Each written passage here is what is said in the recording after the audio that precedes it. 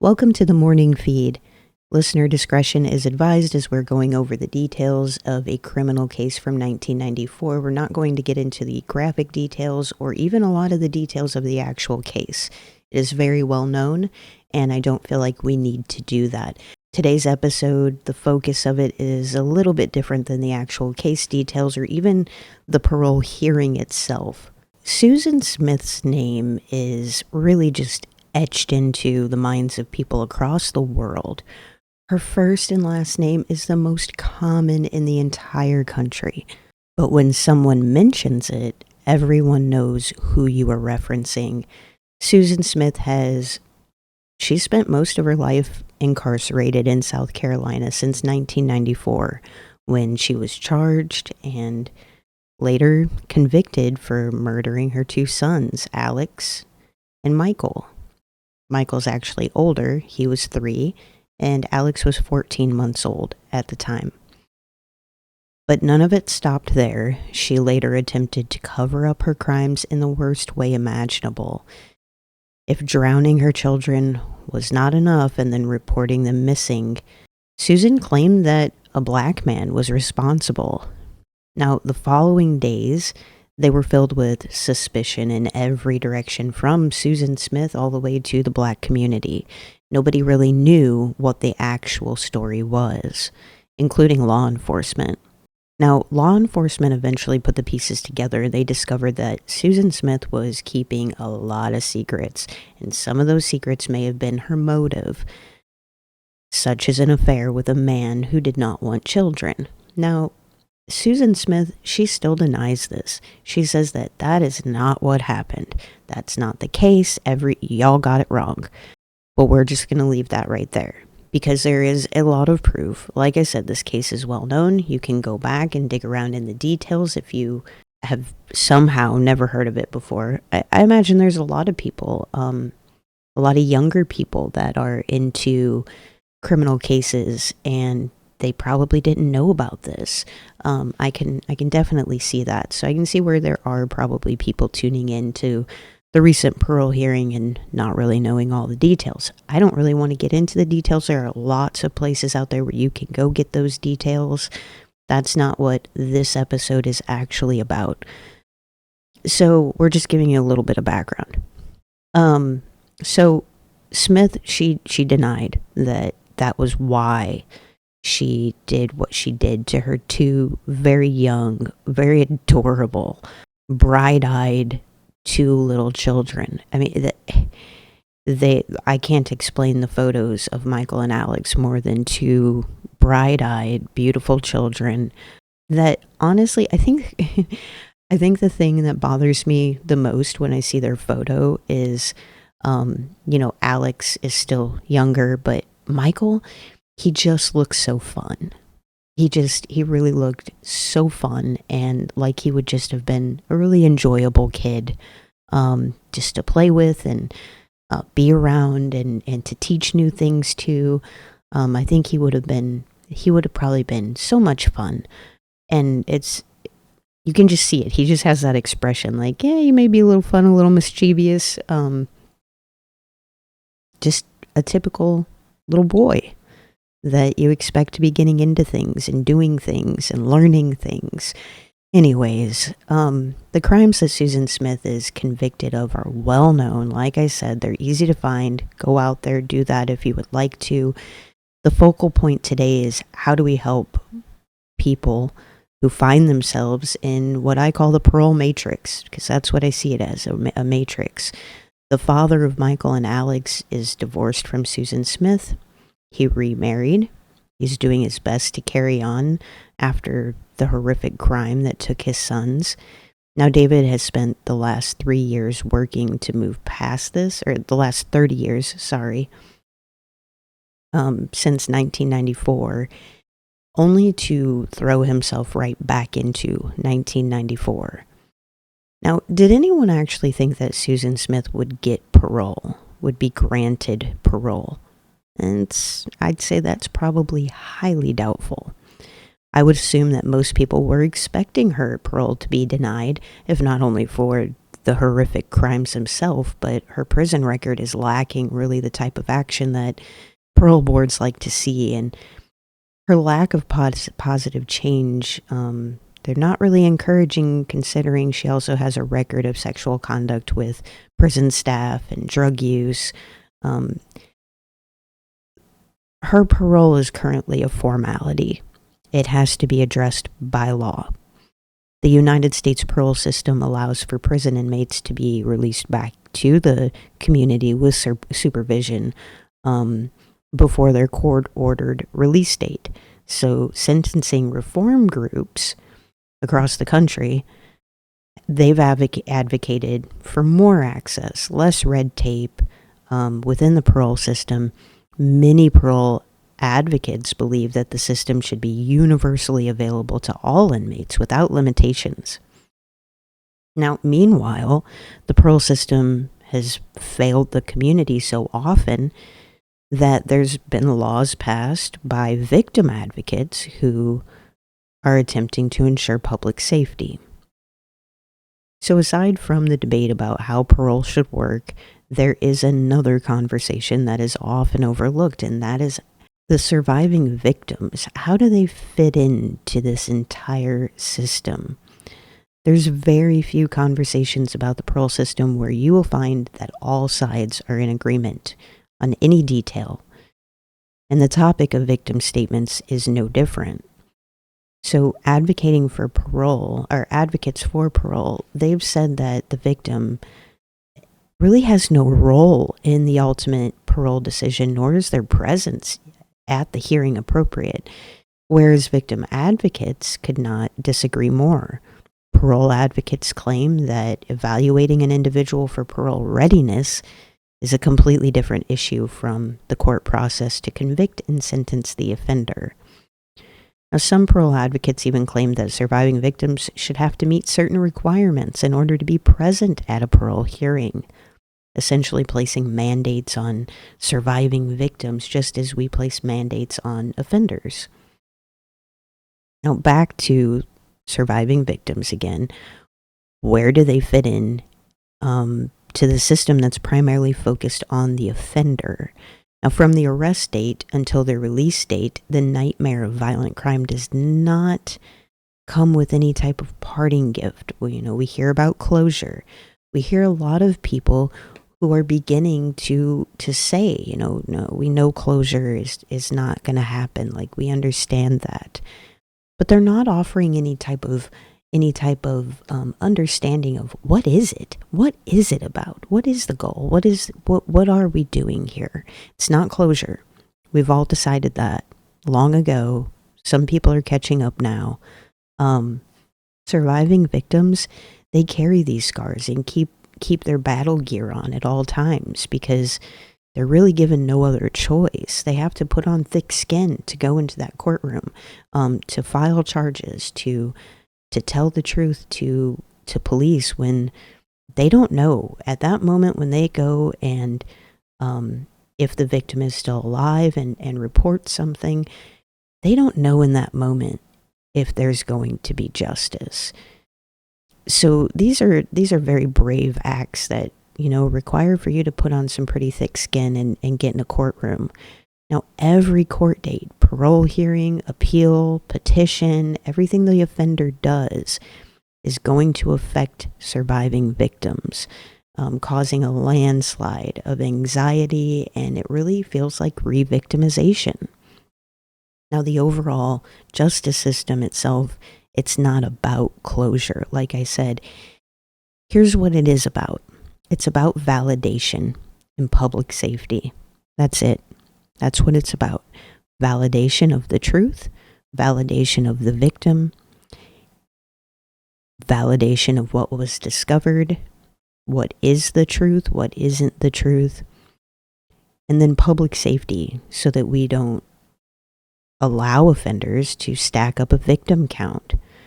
Now, like many other surviving victims, David Smith, the father of Michael and Alex, will spend the rest of Susan Smith's life, likely the rest of his own life, fighting for his sons, showing up to parole hearings and addressing these crimes.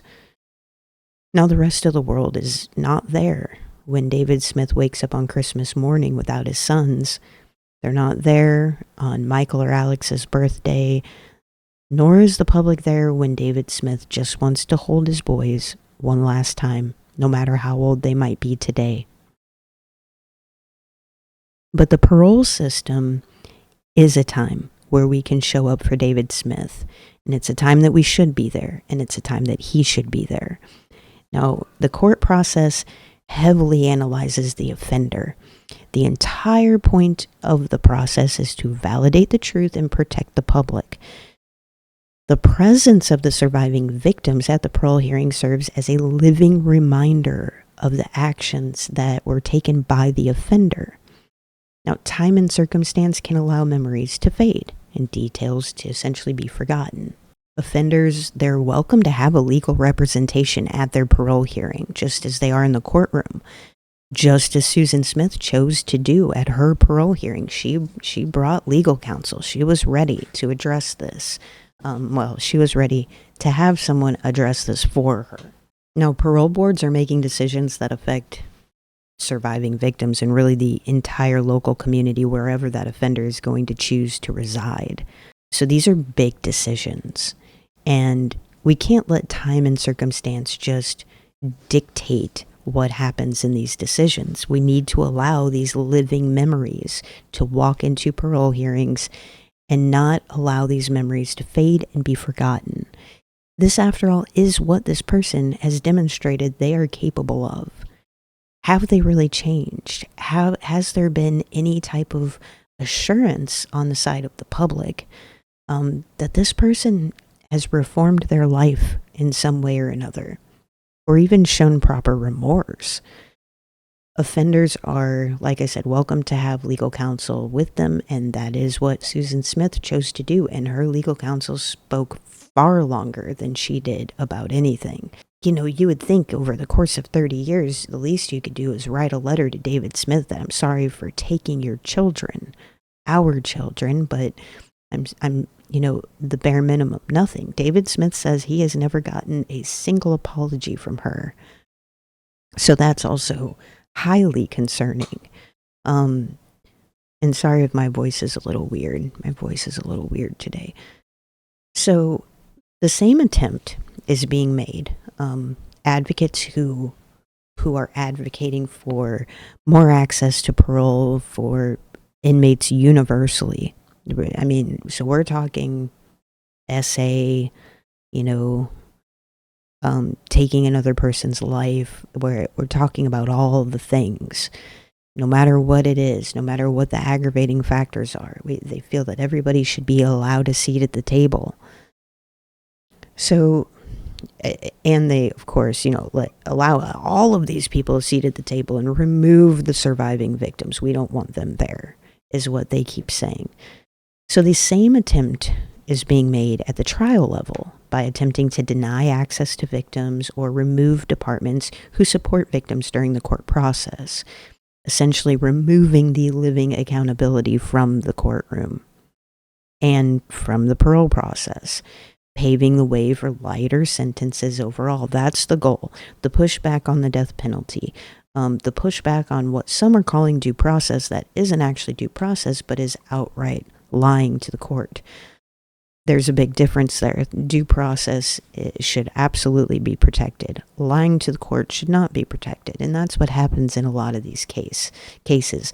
There's wordplay, there's exaggerations, and then there's just outright lies in court that happen as well.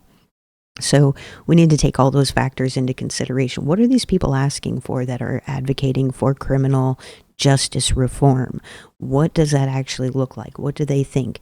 Well, it's not just pushing back on the death penalty or things that they find egregious within the system. They want to max all sentences out at 20 years. We're talking Chad Daybell, Scott Peterson. I'm going to just throw out names that I know everybody will know because we got a roster over here, books, files, boxes full of names that would apply to this. But we're thinking, Chris Watts, his name always escapes me because I don't I don't stalk him as a lot of terrifying people do. um, but, Lori Vallow, we're talking about 20 years? 20 years. You want Chad Daybell on the streets in his seniors? You want Lori Vallow out here? Really? You sure? Positive? Now, I'm going to have a much more in-depth conversation about this topic, just so everyone knows, with a episode I'm releasing soon that discusses it in context to the Menendez brothers. But it's really going over what criminal justice reform groups are actually trying to do.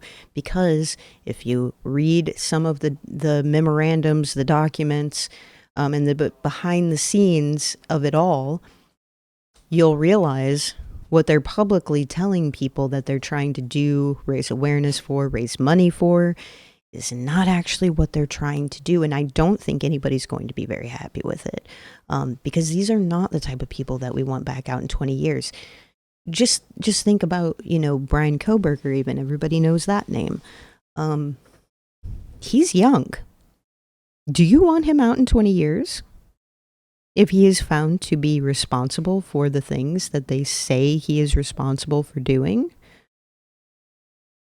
Richard Allen, I know, hotly contested. A lot of people do not feel that he is guilty. A lot of people do feel he is guilty. For those who do you want him out in 20 years? Even if it means you're letting him out at 70 or something like that? No, I don't want him out. And I think a lot of other people do not want him out as well. He does have supporters.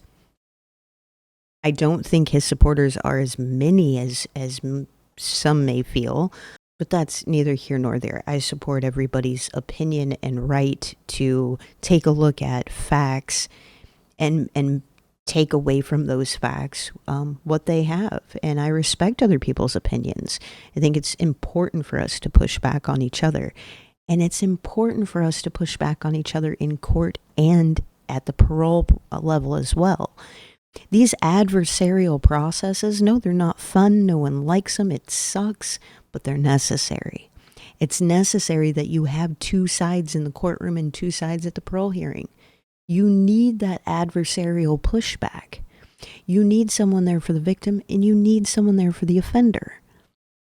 That is a fair system. Removing departments that support victims that are ran by the government in states and counties across the country, putting into place prosecutors who are more in line and more interested in the rights of the defendant and the story of the defendant and the information the defendant is putting out there, because that's what we're starting to see now.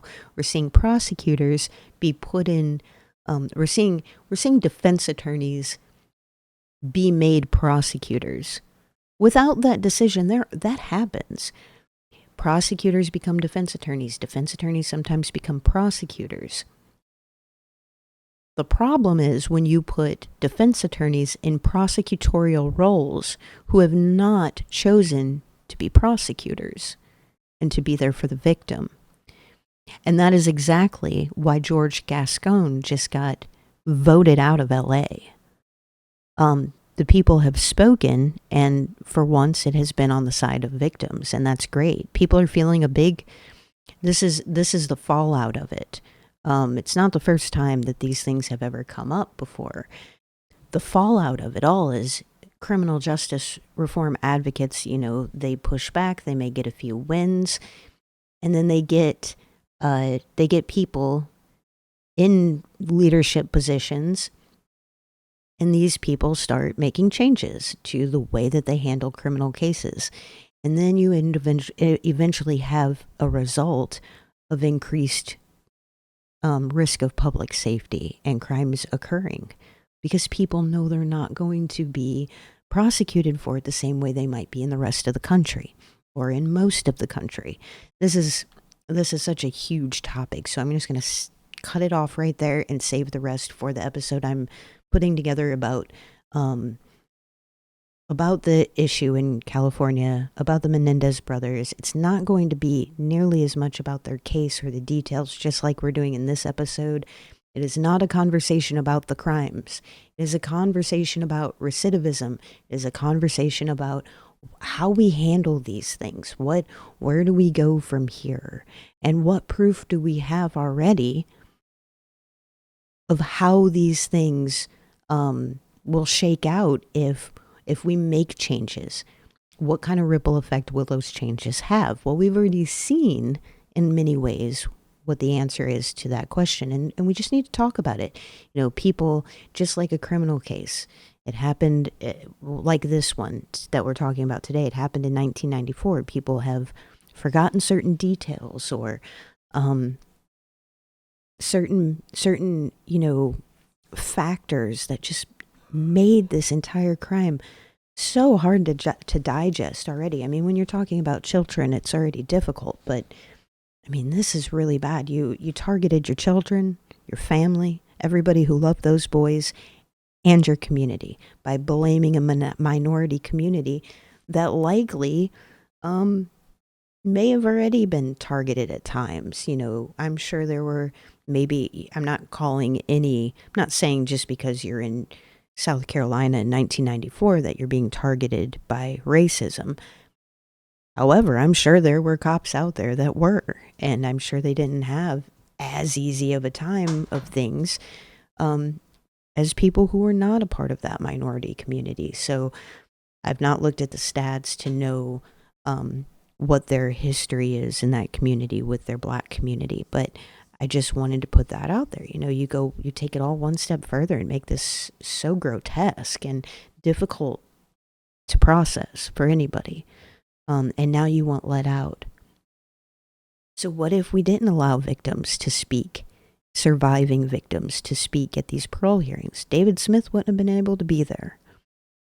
He wouldn't have been able to tell the parole hearing details that Susan was trying to leave out in order to be released. She's trying to change the story once again and make it sound like these were all situations out of my control. She's trying to act like, I had this concern, I had a mental health concern about this and that, and maybe she did. Mental health issues do not automatically mean that they are why you committed a crime. Just like drugs and alcohol sometimes can release inhibitions in different things, but under drugs and alcohol, not usually going to do something that you had not had some kind of forethought about before. And that's been proven many, many times. So this is sure, if somebody does something under drugs or alcohol, do they need to pay for that? Yeah. Do they need to pay as much as somebody who perhaps did a horrific thing, planned it out for a long time, had a lot of awful factors that just made the crime so much more difficult to process? That speaks to what a person is willing to do to protect themselves, willing to do to put others at risk while protecting themselves. Like, those are all very horrific behavior traits that have to be worked out. Now, would the parole board, of course, they get the whole case file and everything, but would they have been looking directly at the various details that proves Susan Smith is incorrect in her statement about why she says everything happened the way that it did? There's no telling. And so that's, mistakes have been made by parole boards all the time. They're people too. So it's important to have the victims there. It's important for their voices to continue to be heard. Just because someone has done their time does not mean that the victims are no longer heard. And in the mind of South Carolina, she has not done her time. So they should still be heard. Because you have to remember, sure, if you've done your time and you are allowed to be released, especially people who have done their full time, you're released, you're starting over. You're fresh. We shouldn't be going around stalking people like that and reminding them every step of the way of all the horrible things they've ever done. But when you're in a parole hearing, they have not done their time. They're seeking early release. Now, maybe a court has said on this date they will then be eligible to be considered for parole, but they have not done all their time. Susan Smith hasn't done all of her time. David Smith has every right to be in that room and telling what happened to him, his boys, his family, and his community. And any advocate trying to say that is something that is inappropriate, I find a lot of problems there. I don't feel like parole hearings, unless it's a really big name like Susan Smith, I don't feel like they get enough attention. So that's one way we can help people out. Parole hearings are happening all the time. They're live streamed. You can look up parole dates. You can look up an offender right now and find out, when they last had a parole hearing, if they have another one already scheduled, when that is. They don't automatically schedule it when you go to your parole hearing and you're denied. You don't automatically know when your next one is. That will eventually down the road be scheduled, but not right now or anytime super soon. That's another way that we can help in this process. And the more support that surviving victims have, the more likely they are to show up and do that. It is very difficult, and no victim should ever be looked at poorly for not showing up and doing that, because it's so hard. So, like I said, the same attempt at changing some of these parole policies is also being tried at the trial level. Some of them were successful. Luckily, some Americans came to their senses this election cycle and voted out these types of policies and ideas from California. They are not happy with it. They are not happy with their risk of public safety or the outcome of these decisions. So those are good things, and we need to build on that momentum. We have to support victims, surviving victims and past, that have parole hearings.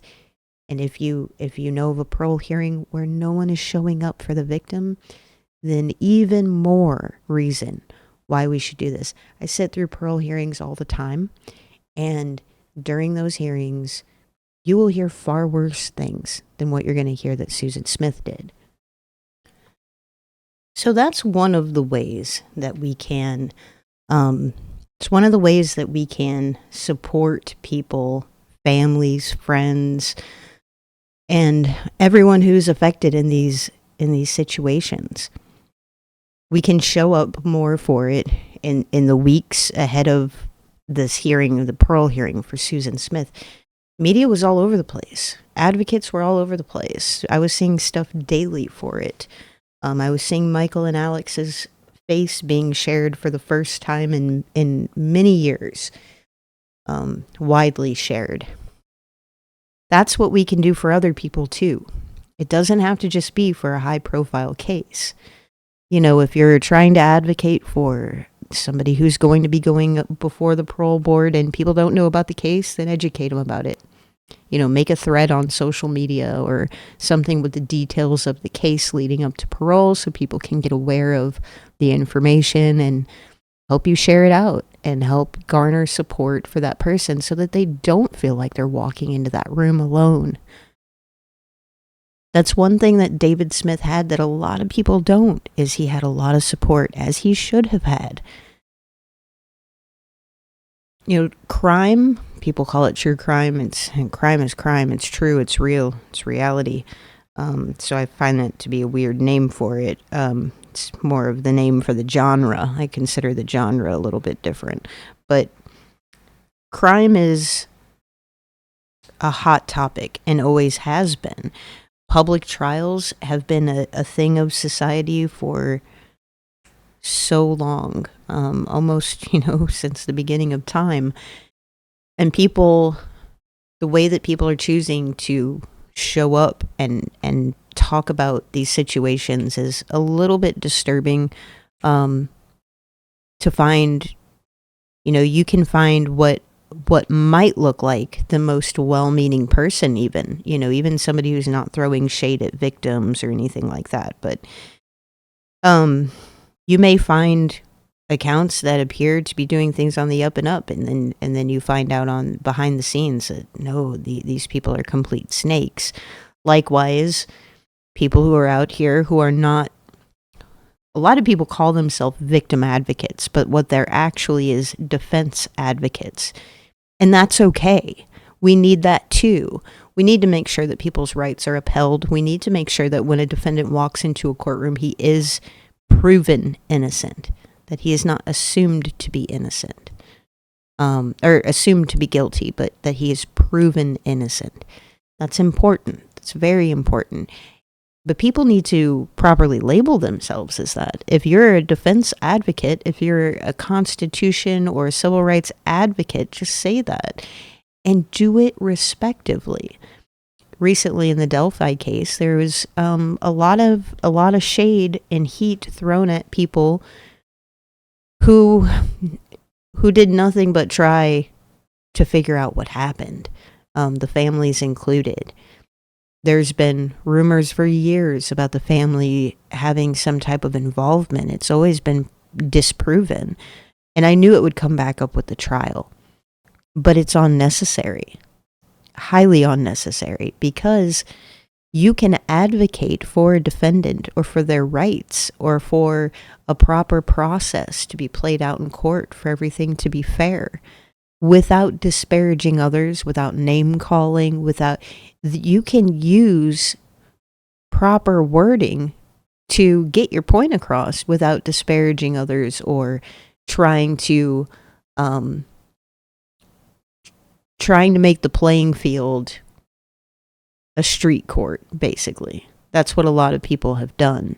And they do the same thing with these parole hearings. They do the same thing with a lot of other situations. And you just never know if your case is going to fall to that type of situation. Because a lot of cases who have found themselves embroiled in that type of public attention are not always cases where you can look at it and say, oh, I see why this happened. These facts or this evidence is debatable, or is this, or is reasonably debatable. That's not happening, though. And it's very, very difficult to see that. Before we had a digital age, so to speak, the people were showing up a lot for public trials, and people were showing up for things, for process of a defendant.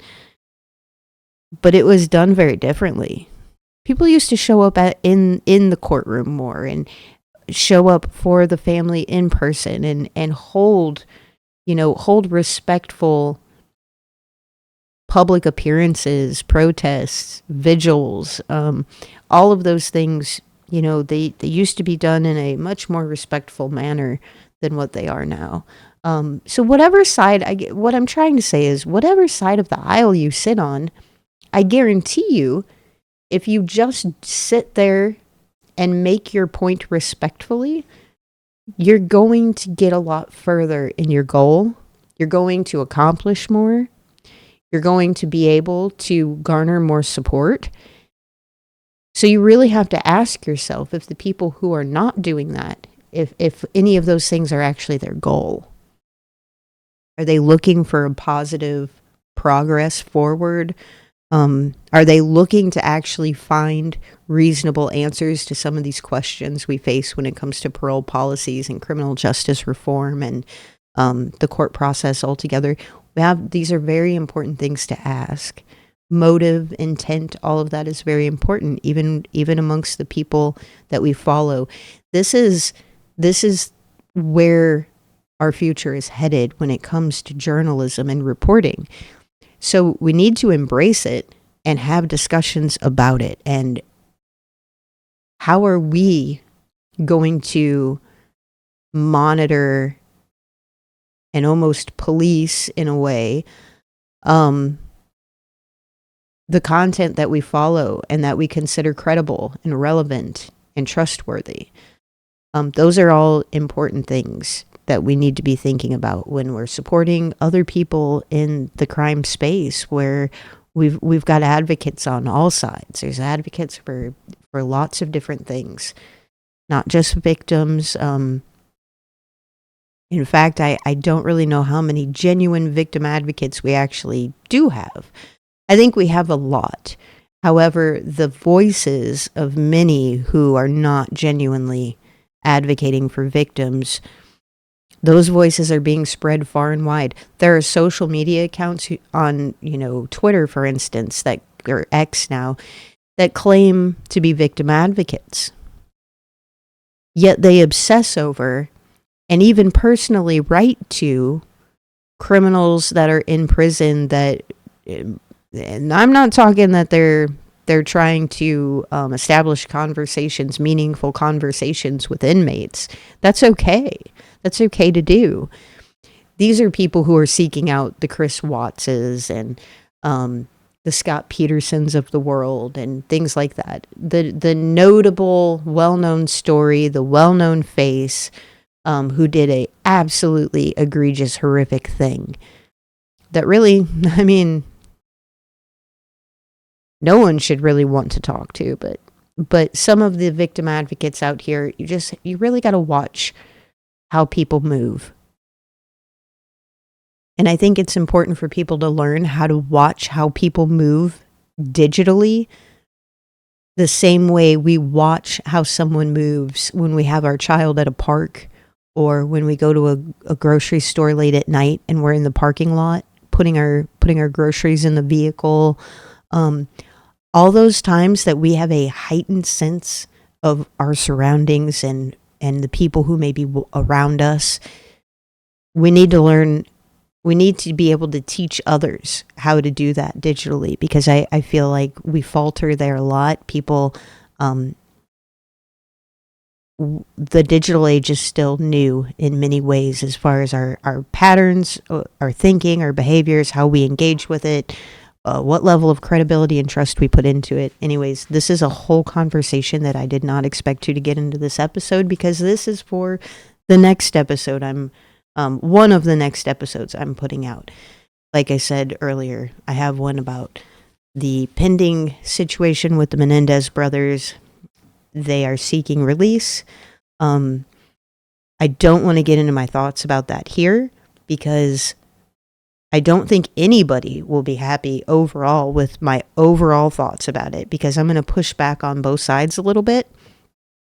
But ultimately, where I land with what I think should happen with the Menendez brothers, it doesn't fall into the same category of anything that I've seen is out there right now. So I really want to get that out there and talk about it. So we'll do that too.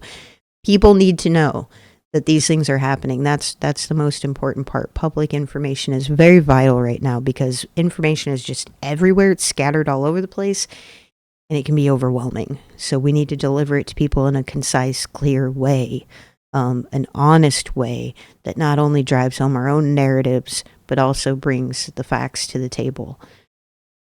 So that is recently what's happened with Susan Smith. She was ultimately denied parole. I might have mentioned that earlier. I'm not sure. She was ultimately denied parole. And that is highly important. So what about the formality of it all?